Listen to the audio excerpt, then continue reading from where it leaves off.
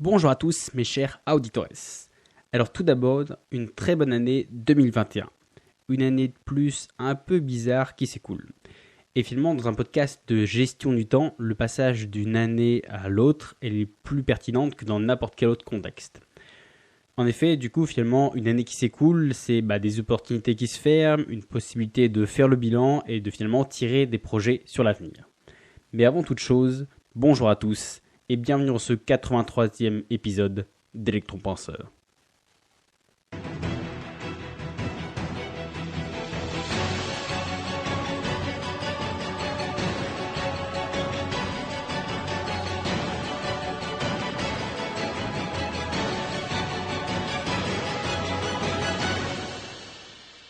Alors, comme je le disais, bonne année à tous.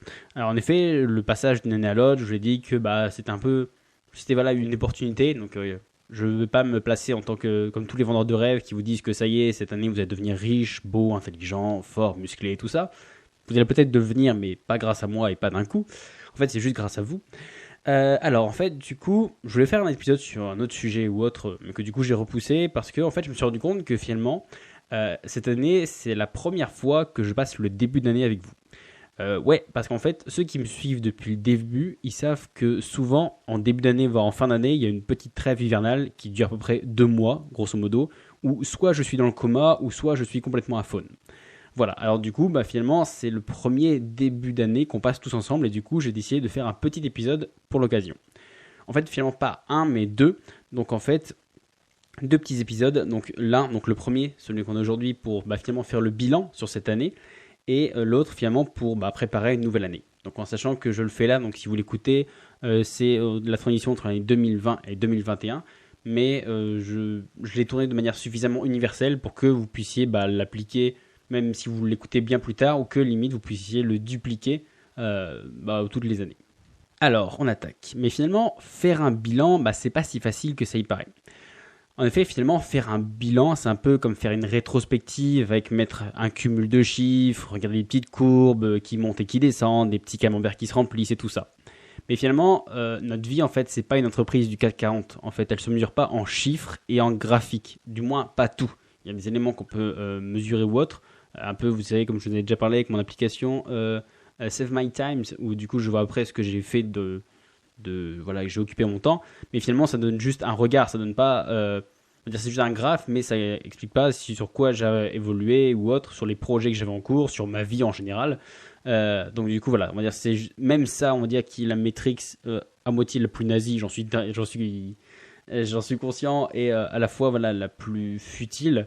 Donc du coup même ça finalement, un truc où ça serait des chiffres, ça permet pas d'avoir vraiment un regard suffisamment objectif. Donc du coup, on peut partir à faire un bilan comme on ferait un bilan d'une entreprise ou autre. Par contre, en fait, finalement, si on détaille la logique même d'un bilan, on peut l'appliquer à notre vie. Parce que finalement, qu'est-ce qu'on trouve dans un bilan ? On trouve 4 choses. Donc les éléments qu'on décide de prendre en compte, les métriques qu'on décide d'utiliser. Donc souvent, ça peut être de l'argent. Par exemple, pour les entreprises, ça peut être de l'argent ou du temps ou autre. Donc du coup, pour nous aussi, on va essayer de trouver des métriques. Et donc du coup, au milieu de ça, il y a finalement les problèmes, donc qui dans le milieu de l'entreprise correspondent aux dépenses, et les solutions qui, dans le milieu de l'entreprise, correspondent aux recettes. Donc vous voyez, on arrive assez bien quand même à faire un parallèle. Alors du coup, autant commencer tout de suite. Tout d'abord, du coup, quoi prendre en compte ? Alors là, en fait, le problème, c'est que c'est un peu libre cours à la subjectivité, parce que finalement, chacun décide en son âme et conscience ce qui est important pour lui. Et me dites pas qu'il n'y a rien qui est important pour vous, c'est pas vrai, et ça ne peut pas être vrai, parce que même le grand Tamerlan, qui était sûrement l'un des guerriers les plus grands guerriers de tous les temps et sûrement le plus grand guerrier mongol, qui a, entre parenthèses, brûlé la moitié du monde, tué ses épouses et massacré ni plus ni moins que 5% de la population mondiale de l'époque. Donc voilà, même un mec qui apparemment aimait pas trop les gens, aimait pas trop la culture, aimait rien à part tuer des gens et buter tout ce qu'il y avait et brûler tout le reste. Donc du coup voilà, même un mec comme ça, il était passionné d'art et il a transformé sa capitale en une espèce de Florence bis, en finalement récupérant tous les artistes des 4 coins du monde qui l'avaient pas encore brûlé, pour en faire une capitale. Donc voilà, vraiment pour vous dire que même quelqu'un qui en apparence déteste tout, n'aime personne, et mais vraiment au sens propre du terme, au point de brûler et de tuer tout le monde, même lui, il arrivait finalement à avoir quelque chose qui compte pour lui, quelque chose qui est important. Donc ça m'étonnerait que vous soyez à la tête de plusieurs milliers d'hommes sur des chevaux à vouloir raser la moitié du monde. Donc du coup, je pense que vous arriverez forcément à trouver quelque chose qui vous plaît. Donc du coup, il y a forcément quelque chose d'important pour vous. Et finalement, pour vous guider, pour vous donner une espèce de modèle type, donc si vous n'en avez pas besoin, passez l'épisode, mais voilà, si vous écoutez cet épisode et que ça vous intéresse ou que même que vous voulez un angle de réflexion ou autre, donc du coup, je m'aventure. En fait, pour vous guider, je vais vous donner 3 grands pôles dans lesquels finalement vous allez trouver tous les éléments qui peuvent vraiment compter sur vous. Donc le pôle personnel qui peut être, par exemple, je sais pas, la réussite, l'apprentissage, le sport, la culture ou autre. Un peu tout ça, en gros, c'est tout ce qui finalement vous donne du plaisir à vous, mais que vous faites tout seul. Le pôle social, donc ça peut être la famille, les amours, les amis, la sociabilité, les liens avec les gens ou autres. Et le troisième élément, le pôle emploi. Oui, je sais, c'était facile. Donc en fait, finalement, le pôle professionnel. Donc du coup, peu importe ce que vous allez choisir qui est important pour vous, c'est forcément dans une de ces 3 catégories. Parce que soit ça va toucher votre travail, soit ça va toucher vos liens avec les autres, ou soit ça va vous toucher vous personnellement, parce que voilà, c'est quelque chose que vous faites qui a un impact directement sur vous. Donc du coup, à vous de choisir pour cette année les 3 principales choses qui comptent sur vous. Pourquoi 3 ? Parce que finalement, si vous en avez 12, c'est plus des priorités. C'est pas des choses vraiment qui comptent pour vous, qui sont vraiment principales. C'est pour ça que j'en ai pris 3, parce que du coup, vous avez l'avantage de soit vous en prenez une dans chaque pôle, soit vous en prenez 3 dans le même pôle. C'est vous qui voyez, il n'y a pas de souci. Donc on va dire que c'est un 3 grand max et 1 minimum. Mais voilà, si vraiment vous avez un objectif cette année, donc il n'y a pas de souci, ou même l'année d'avant, il n'y a pas de souci. Donc voilà, on va dire entre 1 et 3. Donc du coup, en plus de ce petit nombre, l'avantage c'est que on change rarement, même très rarement, mais en fait pas du tout, d'un seul coup, vraiment du tout au tout d'un coup. On a souvent ça, à part peut-être quelques rares exceptions, c'est un peu tous les bouquins qu'on a tous bouffés de développement personnel, où d'un coup voilà, le mec il se réveille, il vend tout, voilà, il a un changement radical. Mais en fait, même si c'est une représentation radicale de quelque chose de concret, par exemple, pour avoir lu le bouquin de Mike Horn, quand il dit que il avait un petit job et de ça, que ça marchait bien, qu'il avait une belle maison, une belle voiture et de ça, et que d'un coup il vend tout et il s'en va. Genre, on pourrait se dire que d'accord, il est passé du tout au tout, mais finalement, en fait, quand on lit la biographie, on se rend compte que c'est quelque chose qui le travaille, et en fait, c'est juste que là, il décide de faire le pas, mais que sinon, on va dire que c'est une réflexion qui est déjà beaucoup plus antérieure. Donc, du coup, on va dire que voilà, finalement, c'est un peu comme si ces objectifs ou ces projets, ils s'étaient décalés tout doucement d'année en année. Donc, du coup, finalement, les 3 éléments que vous allez vous servir là pour faire le bilan, ce seront sûrement les mêmes que vous allez planifier, au moins sur l'année à venir, voire ou alors ça va légèrement bifurquer, mais c'est un peu l'idée. Et à la rigueur, quand bien même ce seraient des éléments qui ont été accomplis, des projets, par exemple, je sais pas, l'apprentissage de quelque chose, la maîtrise de quelque chose, si par exemple vous étiez dit, je réussir, je sais pas, à jongler avec 3 balles ou un truc comme ça, une fois que vous avez réussi à le faire, finalement, vous êtes limité. Donc du coup, à la rigueur, par exemple, si vous construisez une maison, vous pouvez dire, là, la maison elle est finie, j'ai tout mis, tout ce qui pouvait être, elle est parfaite. Enfin, elle est parfaite, elle est, genre voilà, j'ai posé l'électricité, l'eau, les murs, tout, le toit, donc voilà. Donc du coup, à la rigueur, là, finalement, ce que vous allez faire, directement ou indirectement, c'est-à-dire consciemment ou inconsciemment, vous allez viser le niveau N+1. Pour reprendre l'exemple de mon petit jongleur, c'est facile. Vous allez dire, j'arrive avec 3, du coup, vous augmentez la difficulté. Donc, soit en essayant de jongler avec des sabres, ou soit en essayant de avec plus de balles ou autre. Si par exemple vous avez fini votre maison, peut-être que vous allez vous attaquer au jardin ou je sais pas, la mécanique ou autre. Vous allez trouver quelque chose d'autre qui est un peu dans le même esprit, mais pour continuer finalement à avancer. Donc du coup, on a trouvé ce sur quoi se centrer. Donc au moins un des 3 éléments. Maintenant finalement les métriques. Parce que finalement, comment évaluer si les plans ou les projets qu'on avait en tête les années d'avant, ou même là qu'on va faire sur cette année, comment savoir s'ils sont réussis ou pas. Et là finalement, c'est le grand problème de tous les bilans personnels, les fameuses résolutions du 1er janvier, c'est que finalement, en fait, on n'a pas trop de choses sur lesquelles se baser. Donc du coup, ça dépend surtout de notre humeur du moment. Donc soit on est morose et on va penser que c'est une année qui est nulle à chier et que la suivante sera sûrement pareille, soit on est au top de sa forme mentalement, et du coup on va se dire que finalement on est vraiment trop fort et on va sombrer dans la satisfaisance. Donc du coup c'est bien finalement d'essayer d'avoir des métriques plutôt que juste nous, notre propre ressenti, parce que demander aux autres ça peut être bien, mais soit ça va être positif, vous avez l'impression qu'ils disent ça, soit pour vous un peu vous glorifier, pour nourrir un peu votre ego, ou alors voilà, vous n'allez pas vraiment les croire, soit ça va être négatif, mais ailleurs dans le bon sens, mais vous allez prendre ça comme une critique, et donc du coup ça risque de pas être constructif. Donc je pense que le meilleur moyen c'est que ça vienne vraiment de vous. Donc du coup finalement comment on pourrait faire pour avoir des métriques qui nous permettent de savoir si c'est réussi ou non. En fait, finalement, il faudrait savoir comment évaluer ce qui est subjectif. Alors oui, évaluer ce qui est subjectif, je sais, vos oreilles sont sûrement en train de saigner parce que vous dites « What ?» Vous avez du mal à comprendre, mais ne vous inquiétez pas, ça va bien se passer. En fait, pour les éléments qui sont finis, on va dire, je sais pas, lire un livre, construire quelque chose ou autre, finalement, vous n'avez pas besoin, parce que souvent c'est réussi, c'est terminé, vous avez un repère visuel. Si par exemple, je reprends l'exemple de votre maison, eh ben, vous savez que votre maison, elle est finie quand vous n'avez pas des tuyaux qui sortent des murs, que voilà, il n'y a pas de l'eau qui tombe à travers le toit, que voilà, vous savez que votre maison, elle est finie quand finalement, vous ne voyez pas là tout de suite des choses à faire en plus, ou alors voilà, c'est le niveau N+1, c'est des améliorations, c'est changer le canapé ou autre, mais c'est pas par exemple acheter un canapé ou autre. Donc du coup, pour tout finalement ce qui est terminé, ça déjà c'est facile. Pour le reste, du coup, vous allez devoir créer un barème. Donc un barème en 2 niveaux, un peu façon école, parce que après tout, s'il y en a bien qui savent noter ce qui est abstrait, c'est bien l'école. Bien qu'elle note le savoir et pas la connaissance, mais ça c'est une autre histoire.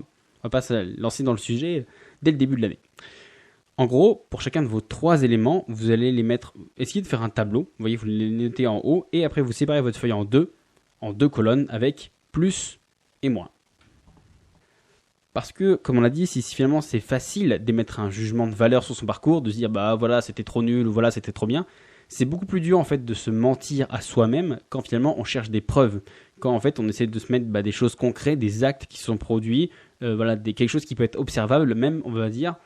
Le but en fait vraiment de ces exercices-là, c'est que ça puisse être compris par quelqu'un qui connaîtrait rien de votre vie, ou quand même un petit peu, mais voilà, qui saurait dès le début se dire ok d'accord, donc là ton projet il est bien, là ton projet il a échoué. C'est vraiment ça en fait. Si c'est trop subjectif, c'est que voilà, vous ne l'avez pas assez développé avec des preuves. Donc du coup là en fait, vous allez devoir essayer de faire, voilà, tout simplement vous listez de chaque côté, donc en plus et en moins. Du coup, les éléments que voilà, donc on va dire en plus, surtout les choses qui ont réussi, les choses qui vous ont fait avancer ou autre, et en moins, on va dire les problèmes que vous avez encore, qui persistent, et voilà, les difficultés que vous pourriez y avoir, les échecs ou autre. Attention, petite nuance, si vous avez un problème qui était plutôt du côté moins, mais que pendant l'année il a trouvé une solution, alors notez quand même ce problème et la solution, mais cette fois-ci du côté plus, parce que finalement c'est quelque chose de bénéfique, voire même plus du bénéfique, c'est-à-dire que vous verrez non seulement un côté plus, mais en plus vous avez réussi à tirer quelque chose du côté moins. Alors forcément, on va être réaliste, si vous faites preuve d'un pessimiste ou d'un optimiste qui est affligeant, cet exercice il sert à rien. Parce que voilà, si vous êtes trop pessimiste, vous allez voir du noir partout, vous allez vous forcer à voir que des preuves négatives pour finalement confirmer ce que vous avez. C'est le fameux biais de confirmation dont on a déjà parlé. Et si vous êtes optimiste, c'est exactement la même chose. Vous allez rien voir de négatif, que du bonheur, des pétales de rose et tout ça. Mais on n'est pas non plus sur ce genre de contenu et tout ça, où on se dit que finalement tout est facile, tout est beau. Parce qu'on est un peu réaliste ici quand même. Donc du coup, souvenez-vous que pour la jouer un petit peu Gandalf, même dans la lumière, il y a de l'ombre, et même dans l'ombre, il y a de la lumière. Voilà. Du coup, vous allez donc avoir vos 3 projets avec des éléments de part et d'autre. Donc certains positifs, donc là où vous avez progressé, là où vous avez réussi des choses, là où vous avez évolué, et certaines choses négatives. Donc des problèmes finalement qui restent en suspens, des échecs ou à la rigueur des opportunités ratées. Et là en fait finalement tout simplement on va faire un ratio. Donc en gros vous allez tout simplement compter le nombre d'éléments qu'il y a du côté négatif et le nombre du côté positif. Et là du coup selon le ratio on va voir qu'il y a finalement différentes possibilités. Si tout est positif, c'est-à-dire que vous n'avez absolument rien du côté négatif, absolument tout est du côté positif, c'est-à-dire que tous les problèmes que vous avez rencontrés, vous les avez résolus, vous n'avez rien qui vous tracasse, vous n'avez rien qui vous entrave ni rien, et en fait finalement c'est que vous avez fini votre projet. C'est-à-dire que vous ne voyez aucun problème actuellement, que finalement tout est résolu et qu'il est temps presque limite de laisser ce projet tourner presque tout seul ou finalement qu'il est fini pour finalement pouvoir passer à l'étape du dessus ou alors attaquer un autre projet. Voilà, pour reprendre l'exemple de ma maison, c'est si vous vous rendez compte que toute la maison elle est finie, ça peut être passer à l'étape du dessus, donc ça peut être maintenant, je sais pas, maintenant que votre maison elle est construite, attaquer les finitions ou tout doucement, si par exemple vous aviez une pièce où vous n'avez rien dedans, votre maison est habitable, mais maintenant en transformer en une pièce cinéma ou autre, vous voyez un peu passer le petit level plus 1. Ou alors finalement attaquer un autre projet, se dire c'est bon, ma maison elle est finie et passer à autre chose. Parce qu'en fait c'est vraiment de se dire que c'est surtout pas satisfaisant, faut surtout pas se dire c'est bon j'ai réussi et je m'arrête là. Faut vraiment le prendre dans le sens où cette partie là elle est finie, mais ça sert à rien de vouloir toujours essayer de plus ou moins de perfectionner un truc qui, à vos yeux, est déjà plus ou moins parfait parce que vous ne vouliez pas trouver de défaut. Donc du coup, autant le laisser de côté et continuer à avancer. Je vous dis, sûrement au niveau N+1, c'est ce qui, je pense, c'est le mieux à faire. Ensuite, du coup, autre opportunité, si tout est négatif. Alors là, il y a plusieurs solutions. Il y en a 3. En fait, la première, c'est que vous vous êtes peut-être trompé de projet. En fait, cette chose, elle est peut-être pas vraiment si importante que cela à vos yeux, que finalement, vous y attachez pas vraiment l'importance que vous y pensiez. Parce qu'en fait, finalement, si vraiment ça vous tenait à cœur, si vraiment c'était quelque chose parmi vos valeurs, en fait, du coup, votre cerveau, avec le fameux biais de confirmation, votre cerveau, il essaierait quand même de trouver au moins un point positif. Il essaierait au moins de gratter tout ça pour chercher, pour se dire, si c'est vraiment quelque chose qui lui tient à cœur, il va quand même essayer d'un peu de le remonter. Vous savez, c'est un peu comme quand on défend son équipe, même quand elle a pris une tôle à 10-0, vous trouvez encore des trucs pour lui dire ouais, mais il pleuvait, le terrain était pas bien et tout ça. Alors que les chiffres sont là, ils prouvent que là, ils sont nuls, ils ont pris une raclée. Mais voilà, votre cerveau, comme il cherche le biais de confirmation, il essaie de comprendre pourquoi est-ce que finalement il soutient cette équipe même si elle perd, et du coup il est presque prêt à inventer des preuves pour s'en sortir. Donc du coup, si tout est noir, si tout est négatif, c'est que peut-être en fait c'est peut-être pas un élément qui vous tient vraiment à cœur, vous pensiez. Donc du coup, essayez de gratter sur autre chose. Deuxième possibilité, c'est que finalement vous manquez d'objectivité. Vous avez un regard qui est trop noir sur la situation. Et donc du coup, finalement, vous n'arrivez pas à avoir de côté positif. Alors du coup, pour cet exercice, essayez en fait de faire un autre exercice qui est finalement d'essayer de remplir un peu plus le côté plus. Et ça en fait, essayez de le faire, je sais ça fait assez, tout est beau, tout est mignon, mais il y a forcément quand même un petit peu des choses qui sont bien. En gros, dites-vous, si vous deviez voir que le bon, que le meilleur, qu'est-ce que vous verriez? Même si, à côté de gros trucs, c'est des machins infimes, genre n'importe quoi, même si vous avez un job qui est difficile ou autre, que vos collègues sont insupportables, que tout vous tombe dessus et tout ça, mais que finalement, je sais pas, par exemple, vous avez une promotion ou vous avez, c'est peut-être un truc complètement random, je sais pas, par exemple, vous avez trouvé à la machine à café un café qui est super bon, qui vous rend super heureux. Voilà, vous voyez, c'est déjà un petit point, même si c'est une toute petite étincelle au milieu des abysses, c'est déjà un tout petit truc. Donc du coup, essayez, vous allez voir que finalement, c'est des tout petits éléments, et donc du coup, vous n'aurez pas que du négatif, vous aurez un petit peu de positif, même si ça paraît minime. Et donc du coup, là, vous allez changer de catégorie, on en parlera tout à l'heure. Soit finalement, troisième possibilité, votre projet, il vous correspond plus. Parce que finalement, ça a beau être quelque chose qui vous tient à cœur, auquel vous avez essayé de trouver des bons côtés, mais finalement, vous n'en trouvez pas. Et c'est peut-être tout simplement parce que ce projet, il n'est pas fait pour vous ou plus fait pour vous. Il vous apporte finalement uniquement de la frustration et des échecs, sans aucune victoire, sans vous voyez vraiment pas le bout du tunnel.